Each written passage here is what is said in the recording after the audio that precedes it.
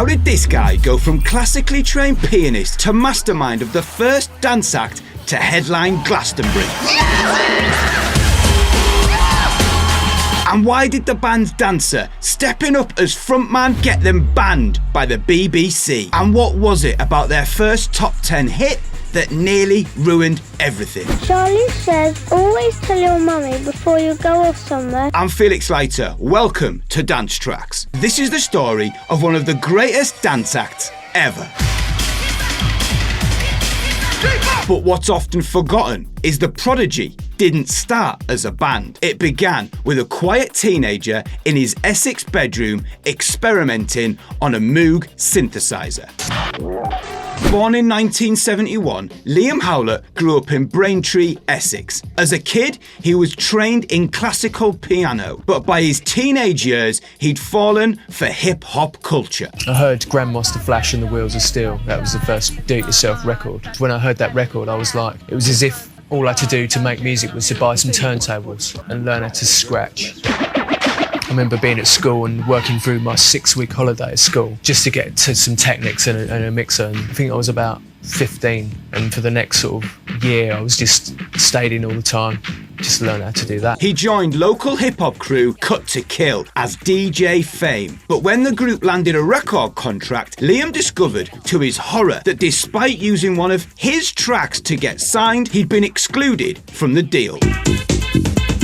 This was Liam's first ever release, Listen to the Bass Tone, which came out in 1990. But his interest in hip-hop faded, just as the second Summer of Love arrived in the UK. Liam experienced his first rave in 1988 at Braintree Barn, and it changed his life forever. Within months, Liam was DJing at rave events across Essex, but secretly he was doing something else. In his home studio, he was starting to produce the tracks that would change his life. The reason I called it the Prodigy was because when I was writing the first EP, the name of the keyboard I was using was the Moog Prodigy. That's just like a synthesizer, you know. That's the reason I called it. I don't sort of like see myself as a child prodigy or anything. It's just like I like the name, you know, so I used it.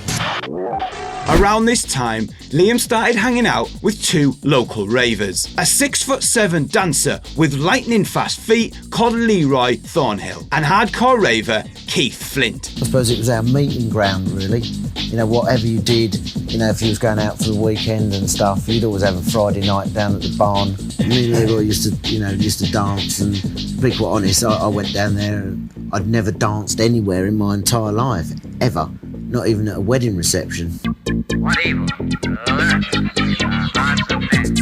I wouldn't say Leroy sort of taught me to dance, although everything that I do has stemmed from dancing with Leroy. Expelled from school, age 15, his dyslexia a likely part of his disruptive behaviour. Keith bounced between jobs from construction sites to market stalls. But when he discovered rave culture, he went all in. One night, he saw Liam DJing on a beach. This guy came up to me with, you know, long hair, which was Keith, and he was like, "Oh, the tune you were playing last week," and it went, and he tried to sing it, and I pulled it out. I think it was the right one, you know. Yeah, it was. And he said, "I'll tell you what I'll do. I'll chuck some of these tracks down, and some like it, and I'll sort you out a tape." So yeah, cool. And then the next week he turns up, chucks me the tape, says, "Oh, that track's on there and a few others, I reckon you'll be into it." And on the other side's my stuff.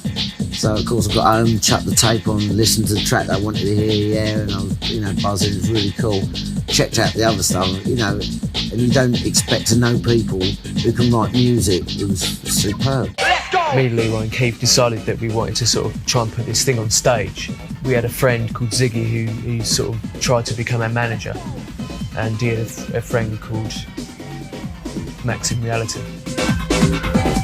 I turned up with my friend on the first show, which was at the Labyrinth, and met everybody and just got on the stage and just jammed. I turned up midday, like Boy Scouts, being prepared, get all the equipment all set up, trying to work out where these leads went. And no one really knew what they were going to do or how they were going to do it, and then that's how it all sort of started, really. And something magical started happening. The crowds absolutely loved it. When I'm on stage and yeah, you've got 15,000 people standing there, And I'm thinking, right, I wrote this song in my bedroom, and now there's 15,000 people jumping about to the song, and I'm just getting such a buzz out of that song because I wrote this song for you people, and you people are dancing to it. We want that sweet love. Because most electronic music at the time was made for DJs to play in clubs, but the Prodigy were different. They just see 4 people that 10 minutes ago, before they got on stage, were in the crowd, sort of dancing around and having a laugh. And I think people like to see something that is very close to home, you know, something they can relate to. They played rave music live with the energy of a nuclear bomb and the aggression of a punk band. And in 1991, their breakthrough single arrived. Charlie says always tell your mummy before you go off somewhere. We're on stage, Keith's feeling pretty ill. I was doing a sound check on stage and stuff, and I played Charlie. I'm sort of thinking, God, check this tune out, that's nuts. The track shot to number 3 in the UK charts. Suddenly, the Prodigy were everywhere. But the track's success created a problem. Some music journalists dismissed the sound as toy town techno, or worse, kiddie rave. And for a brief moment, it looked like the Prodigy might be written off as a novelty act. It was the repercussions after that record which killed it. You know, people who were copying this kind of crap that followed the Sesame Street, they were the real novelty tunes.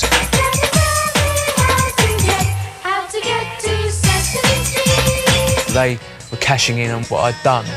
But once I'd made Charlie, I knew I'd never make another record like that again. Instead, Liam Howlett changed it up. He produced darker, heavier and more aggressive tracks. It's a combination of guitars, hard beats, techno, hip-hop.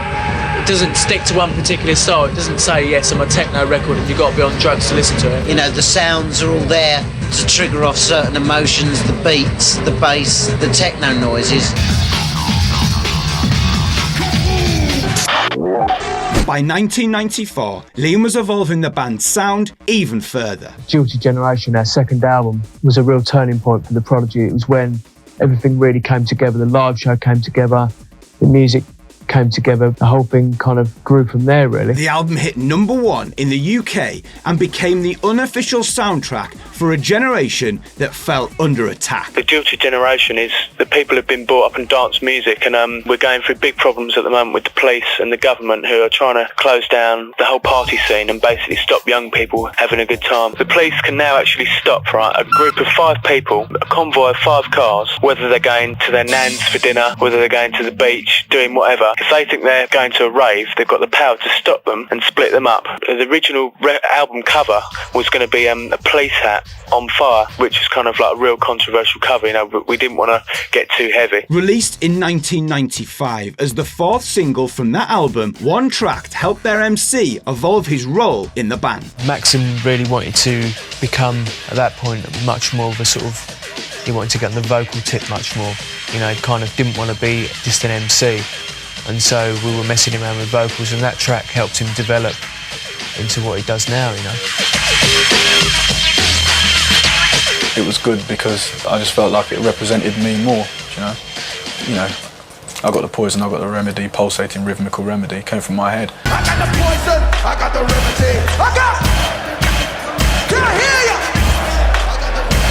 I got the pulsating rhythmical remedy. But the biggest transformation was yet to come, because until then, Keith had really just been the band's energetic dancer. But then, Liam wrote a track that would change everything. Before we get to that track, a quick word from the sponsor of this video. Doing the Damage is a DJ pool built specifically for house, tech, and disco DJs. It's packed with exclusive edits and upfront promos. If you're serious about your DJ sets, there's a discount link below and a QR code on screen. Now, back to the track that changed everything. With Firestarter, it was literally like we were experimenting in the studio, and I said to Keith, I'll come round, I've got this little instrumental I'm working on at the moment. He heard it, he was like, I'd really like to have a go at doing some vocals on this track.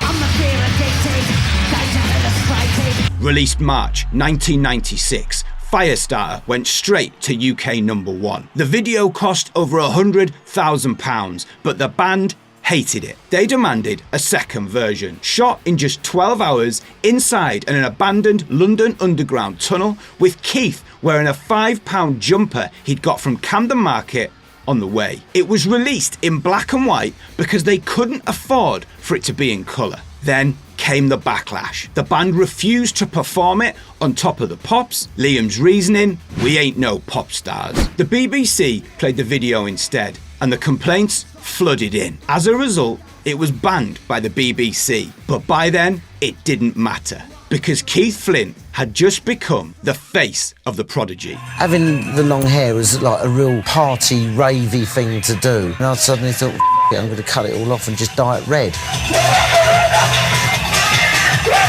You know, one day I'm sort of having it dyed, and I said, have you got any clippers with you? And they said, yeah. So I just sort of like took the middle out and thought, well, I'll make it a bit wider and stick this bit up here. And went round Liam's, and Liam looked for his kitchen window.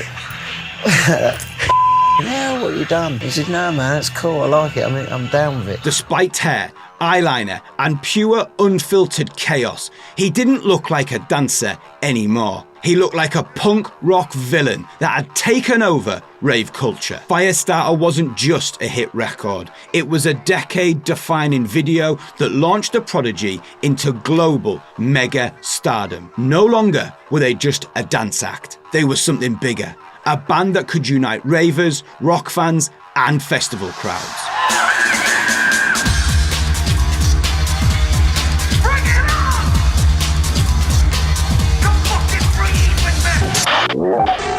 If you had to pick one Prodigy track that defines them, what is it? Breathe? Omen?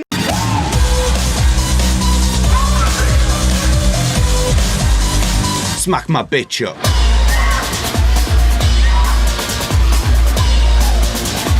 Let me know what does it for you in the comments, and if you've ever seen them live, drop the year and location too.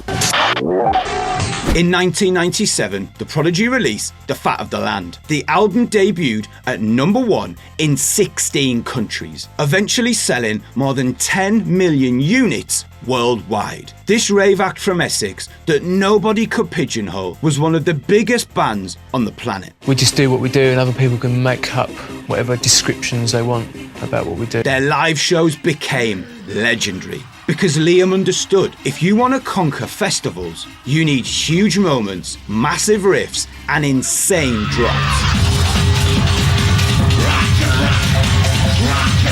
And that's exactly what the Prodigy delivered for years to come. They toured relentlessly and released track after track, always evolving, never stagnating. We're not writing to fit into a radio station's criteria.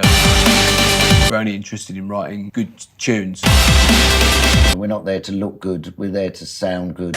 We want a crowd that's just absolutely pumping. Decades later, the story would take a tragic turn. In March 2019, Keith Flint was found dead, aged 49, at his Essex home. And for a lot of fans, it felt like the end of an era. Because Keith wasn't just the frontman, he was the spark that ignited the chaos of the Prodigy. The energy, the madness, the Firestarter.